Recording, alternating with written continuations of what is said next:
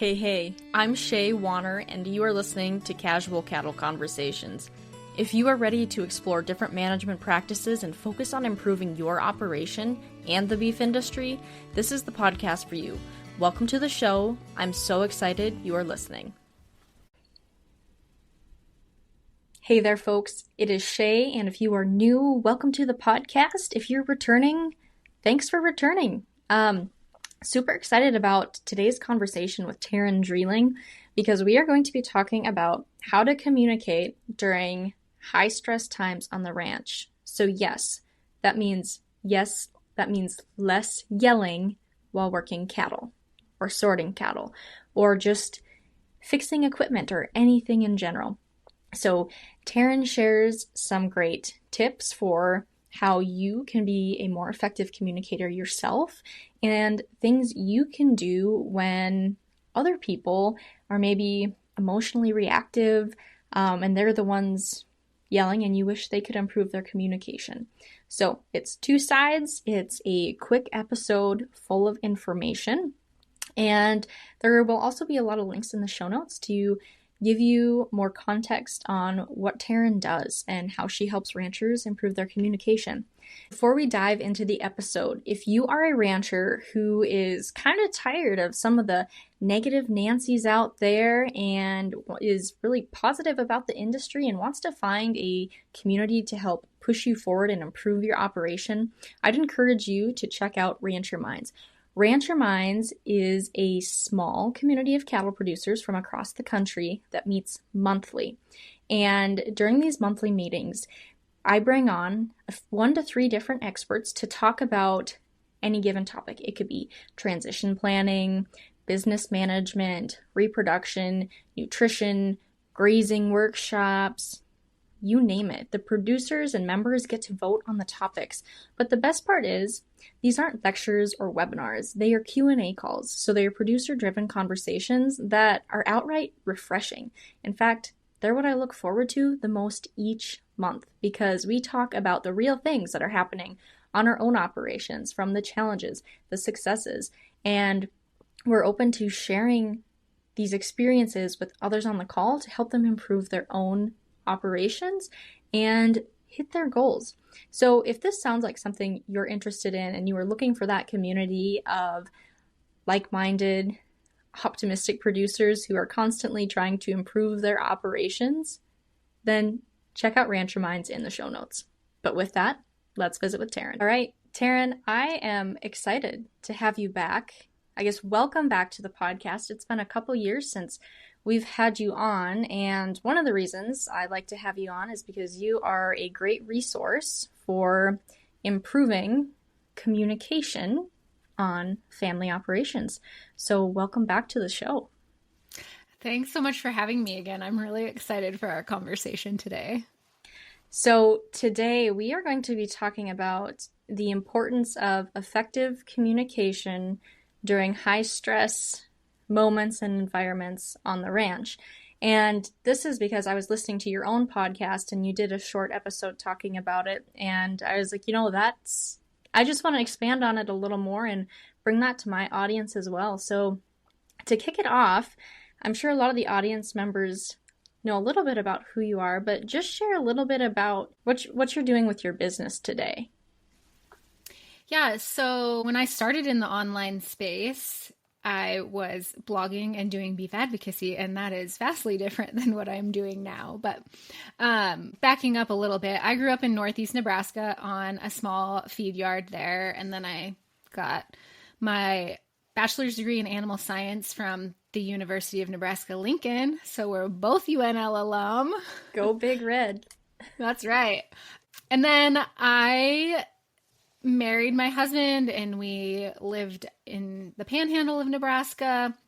And in the summer of 2013, he got what at the time was his dream job to work for the ranch that we're working and living on now. And at that time, I resigned my post at the feed yard I was working at.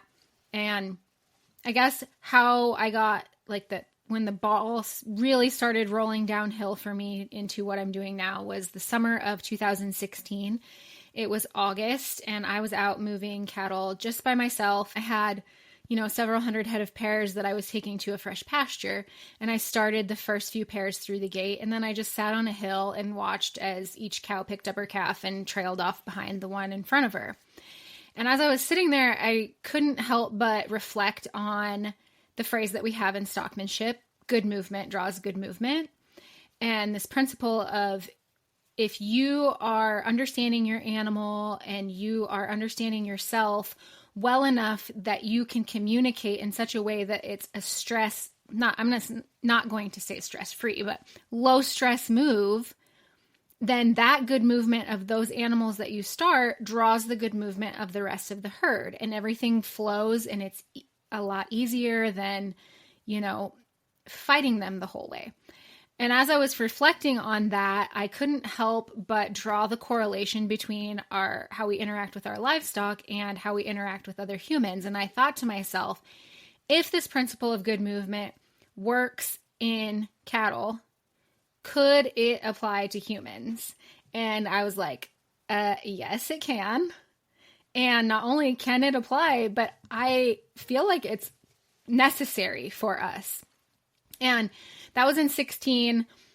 It took me a few years in true Enneagram 9 fashion to form anything into words and get the ball rolling. But that's really where it started. And I learned the Enneagram. And I like to say that the first step of drawing good movement is having self-awareness. And so the Enneagram expedites your self-awareness. It also expedites your social awareness, which is the second piece of drawing good movement. And so today I'm using what I know about good movement and how I communicate with our livestock and making that correlation to our human-to-human interactions. Awesome. And for those of you who are not familiar with the Enneagram or would like to learn more about that, Terryn and I did a whole episode on that, and I should be able to link that in the show notes if I remember, if you want to get a little bit of backstory on that. But just briefly, not going into a bunch of detail, do you want to just briefly describe what the Enneagram is? Yeah. So the Enneagram is a personality typing system. There are 9 different types. Where the Enneagram differs from other personality typologies is that rather than telling you and teaching you about your behaviors, the Enneagram sheds light on the why behind your behaviors. And so I kind of like to use the analogy of a car. Like, we might know that our car is running crappy, but at that point we can, fix it or continue to run it crappy, but we can't fix it unless we know why it's running crappy. And it's similar with us. We might know that we have these behaviors or different things that trigger us, but until we understand the why behind them, it's a lot harder for us to process and move through those things. So that's kind of the Enneagram in a nutshell, and why I think it's more valuable than some of the other personality typologies. Absolutely. I know just with my own self-exploration in that space, it's been incredibly valuable. So back to the main topic, communicating during high-stress times on the ranch. Why is it so important to have a good grasp on communication? I think on the ranch in general, I don't even think it has to be specific to high stress times, but why is it just so important to have that good grasp on communication? I mean, there are, a few different reasons why it's important, but what we do on the ranch day to day, working with livestock and weather and big equipment, number one, it's important to have good communication for your physical safety. If we're not communicating well, then that leaves us open for more opportunity to get hurt, especially like if the high stress situation that you're in is the sort alley and you're worked up, so then your cattle are worked up and we're not communicating well. I mean, that leaves you open to get run over. A second reason, and maybe a less obvious reason, is that especially in family operations, if we don't have the communication there and those open lines of communication, and more importantly, connection with each other, it's not as a harmonious environment to be in. And then, depending on how bad or how long we've neglected our communication and connection, it might be the end of the road for our family operation if no one wants to come back. And so if your plan is to keep this operation in the family for generations and generations to come, communication is a really great way to ensure that that happens. So what are some examples of what good communication looks like during high stress times? So good communication in high stress situations to me looks like the situation might be high stress, but we are remaining calm and able to regulate our emotions so that we can clearly communicate our expectations or the next step in the process. There's a clear line where everyone understands. Also, what good, clear communication in high stress situations looks like is getting curious. If you see something happening, if somebody is in the wrong spot, rather than escalating the situation further, stopping, taking a breath, asking a question about what's happening so that you can proceed from a place of knowledge instead of an assumption, which is going to make the high stress situation even more stressful if your assumption is wrong. Okay, so then how can people learn kind of where they're at on the communication scale, if they're pretty good, if they're pretty poor? Because I know there are times I think I'm probably communicating well until what I expected to happen didn't happen. And, maybe there was something I could improve there. Same thing with anyone else I work with. So how can people kind of gauge where they're at as far as their skill set or level of good or poor communication? Okay, I love that question. And what I would say is self-reflection and again, getting curious. So when we're reflecting, we're not doing that from a judgmental space. We're doing it from a neutral space and to learn. And so when we reflect back on our interactions, like using your example, I thought I communicated well, but what I expected isn't what happened. When you're reflecting, think about what you could have asked that person to make sure that they understood. And, sometimes it's helpful if we ask people to repeat back what we said, or also opening the door for people to ask questions of us. So say, if you don't understand, please ask me. That's not really saying that this isn't really a good example of how to know if you're a good communicator, but I would say self-reflection is a great way to do that. If you're consistently getting results that are not what you expected, it might be time to implement some of the things that I just said, like asking more questions, opening the door and giving other people permission to ask you questions, having them repeat it back to you, saying things like, does this make sense? Do you understand? And also mirroring what you would like to see from other people. So if someone else is trying to communicate with you, make sure you're, again, asking them questions and making sure you fully understand. And again, from a neutral spot, not from a judgmental spot, in reflection and with your communication. Are you really getting rewarded for your feeder calf genetics?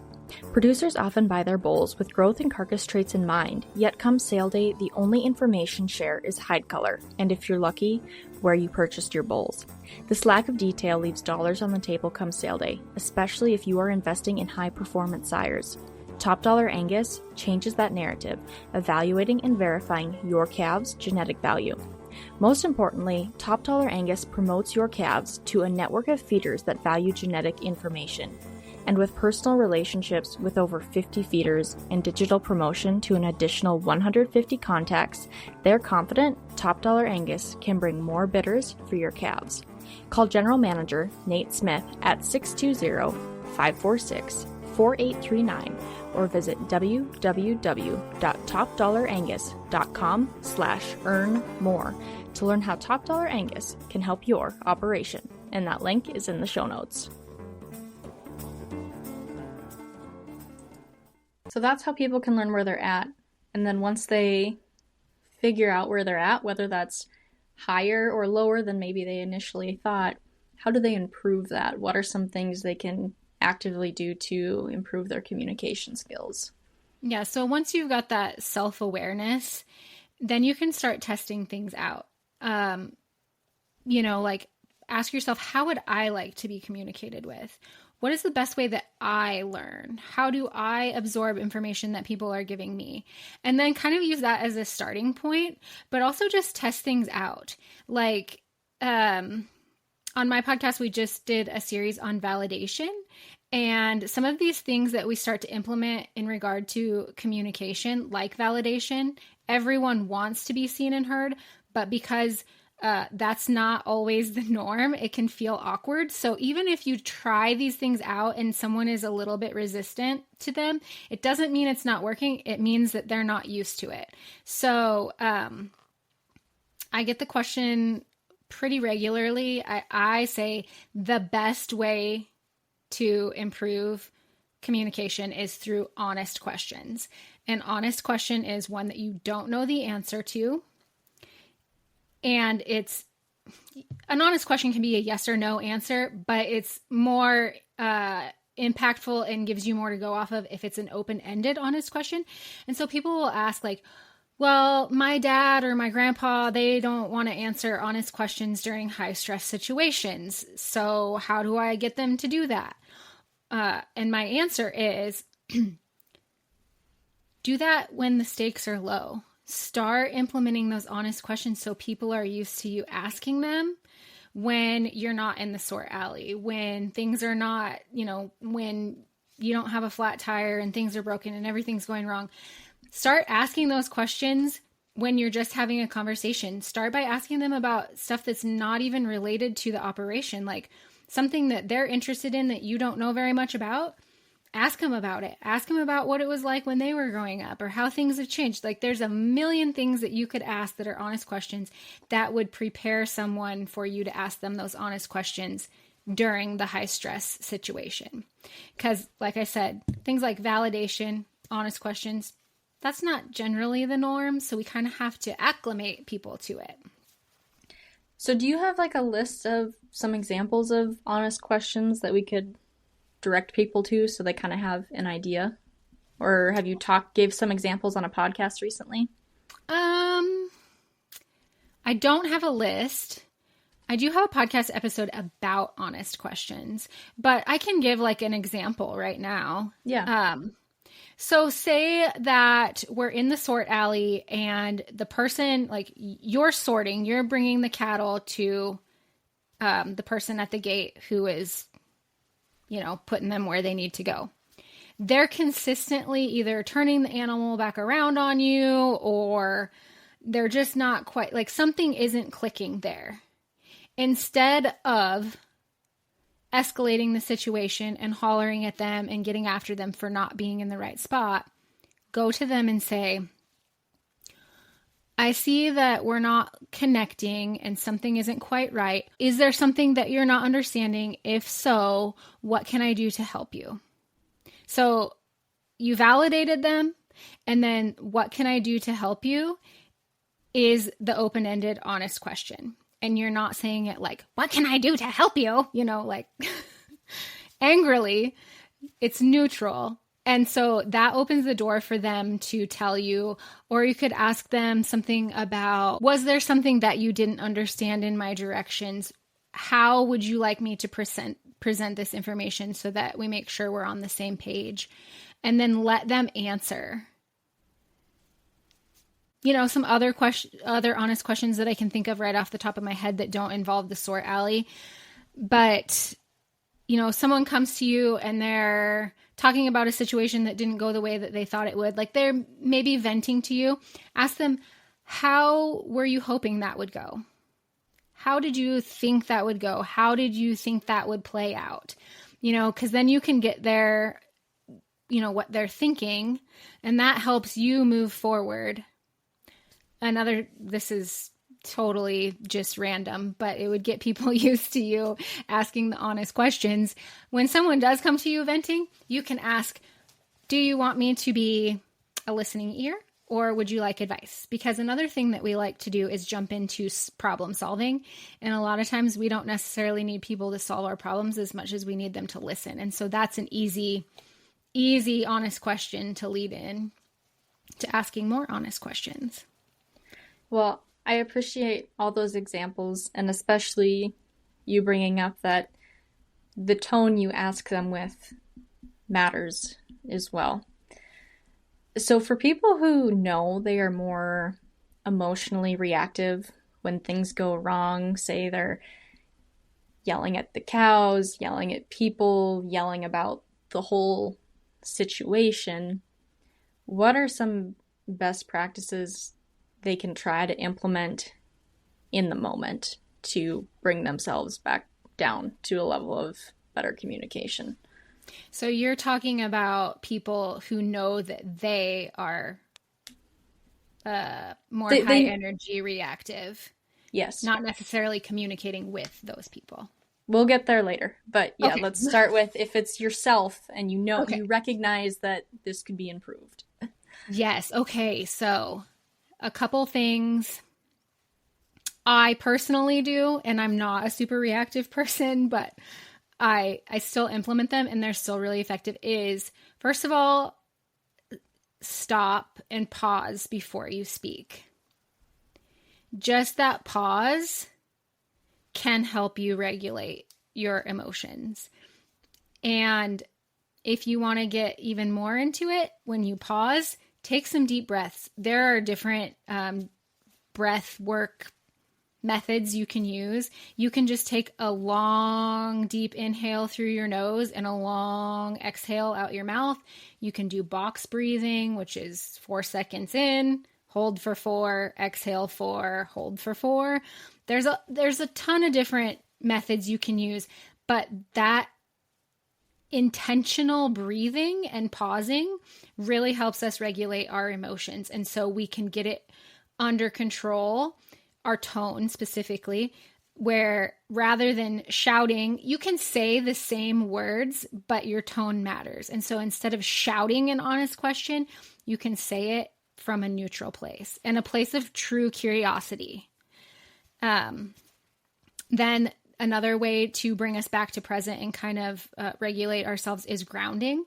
And like some people that I see talk about grounding, talk about taking your shoes off and walking barefoot. For me, that doesn't work because we have sandburrs and it's hard to do that like in the sort alley. But what you could do in the sort alley is if you're horseback, notice how the reins feel in your hand. Notice how your feet feel in the stirrups. Grounding is about being present and that physical touch aspect.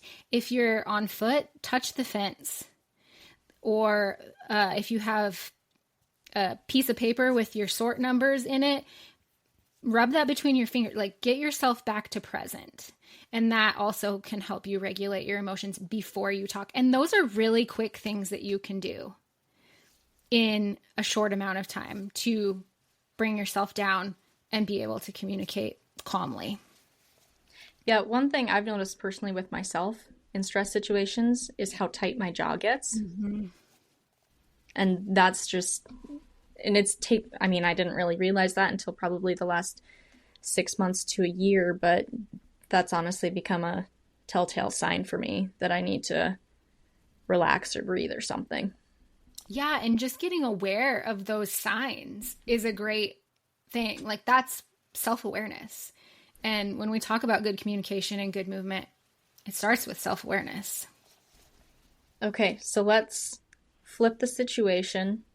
Say I'm working with someone who is very highly reactive and prone to yell easy or get upset or not be aware of their tone.